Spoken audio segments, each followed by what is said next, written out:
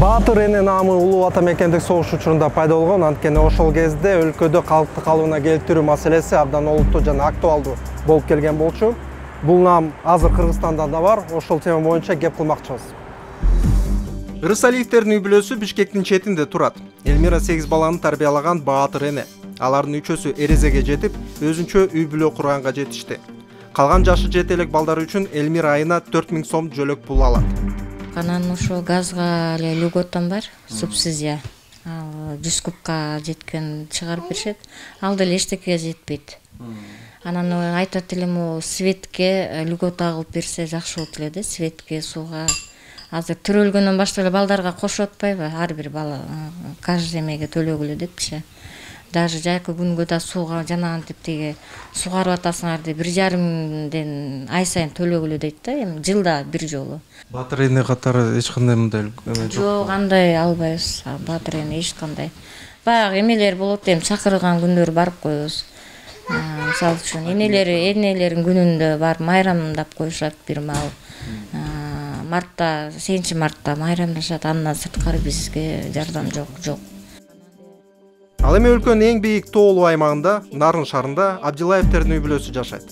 Ошондо 7 балага сизге ошол күбөлүк берген турбайбы, Баатыр эне деп? Баатыр эне деп күбөлүк берди. Ону 6 балада алдым. Даңк деп, Абдилаева Гүлмира даңк медали деп, эне даңгы деп 6-ынчы баламды алдым. Анан мунусу 7 балада алдым. 7 балада алдым, анан эми акча кошулабы десем кошулбайт. Азыр ушундай закон, качан сен пенсияга чыксаң кошобуз деди. Мамлекет Гүлмиранын үй бүлөсүн жакыр деп таанып келет. 7 баласы үчүн жалпысынан 8500 сом алат. Тапкан акча эми күйөөм азыр жумушка анча жок деп чыга элек. Эми ошо майын алсак чайга жетпейт, чайды алсак кийимиге жетпейт дегенде. Тапкан каражатты Гүлмира эң керектүү нерселерге жумшоого мажбур. Ошонун айынан балдарынын талантын толук ачууга абдан эле кыйын. Түрүмен жасайт, анан биз үйрөткөн жокпуз. Ушу кичинесинен бери ушу пластиринге кысыгып алып бер апа. Пластирин деп анан цветной жок болгондон кара менен жасады да, анан 3-чү местен алып калды. Бул цветной болгондо балам 1-чи местен алмак эле да. Ошондо деле акча жок болуп алып бере албай калдык да. Ошондо мамлекет тарабынан медалды тапшыргандан башка жеңилдиктер каралбаптыр. Камсандыруу боюнча мыйзамдын 10 статьясы негизинде Баатыр энелерге кошумча төлөнчү төлөмдөр пенсияга кошулуп берилет деп басылган да. Демек, азыркы шарттар боюнча Абдилаева Гүлмира 7 баланын энеси Баатыр эне, бирок жаш курагы 37ге болгону байланыштуу, ал эч кандай кошумча жанагы Баатыр эне болгондугу үчүн төлөмдү ала албайт. Ар бир райондо ондой болот экен. Ошондо Нарын облусунда бир 40 келиндин тегерегиндеги келин кыздар жаш курагы пенсияга жете элек, бирок Баатыр эне статусун алган инсандар бар экен да. Бюрократиялык тоскоолдуктардан улам Баатыр эне үчүн эч кандай жөлөк пул ала албаган учурларда кездешет. 7 баласы менен Баатыр эне болуп туруп. Күйөөсү эч жерде иштебейт экен, оорукчан күйөөсү бар экен. Эч кандай үй бүлөлүк доходу аз жок болгондуктан бизге кайрылган. Биз арызды ошо социалдык өнүктүрүү башкармалыгына кат жолдоп жөнөттүк.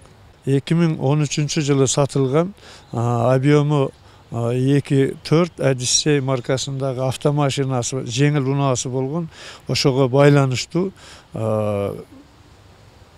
биз бере албайбыз. Бул базадан чыкты, базада текшерүүдөн деген жоопту бизге да беришти.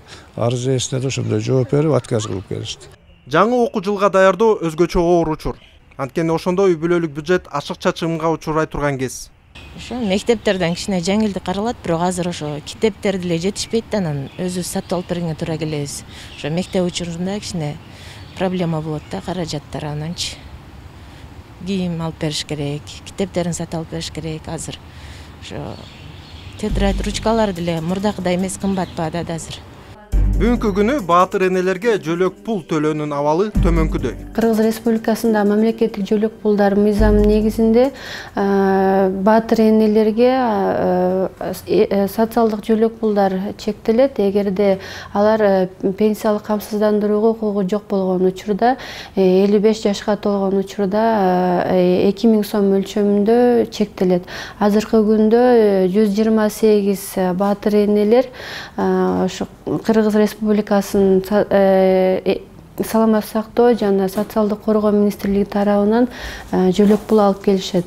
Ал эми коңшу Казакстанда баатыр эне намынын ээси бир айда 18,5 миңден ашуун теңге алат. Пенсия курагын күтпөстөн дароо алат. Бүгүнкү күнү Кыргызстанда эне баатырлар көптөгөн кыйынчылыктарга учурап жатышат. Себеп өкмөттөн убагында жардам албаган үчүн 7, 8, 9, 10 баланы багыш аларга абдан эле кыйын болуп калат. Ушу керектүү нерселерди сатып алганга аларга мындай абдан кыйын эле болот.